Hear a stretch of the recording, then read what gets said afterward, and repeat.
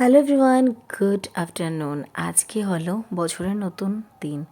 আর বছর নতুন দিন থেকে নিজেকে একটা নিউ ইয়ার রেজলিউশনের মধ্যে রাখলাম যে এক্সারসাইজ আর এখন মিস দেব না। তো সেরকমভাবে এক্সারসাইজ করে বাড়ি আসলাম। তারপর আমাদের রাতের ডিনারটা প্রিপেয়ার করছিলাম।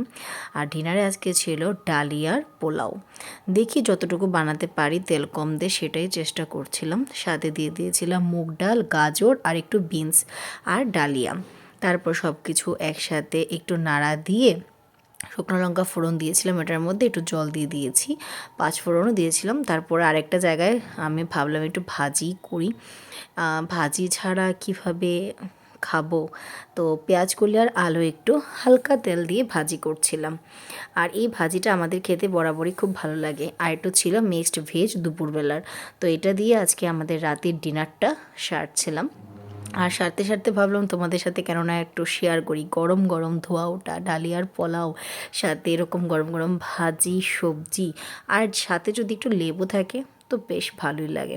কার কার এরকম খেতে ভালোবাসো অবশ্যই কমেন্টে জানিও। আমরা তো এরকম সিম্পল খেতেই ভালোবাসি।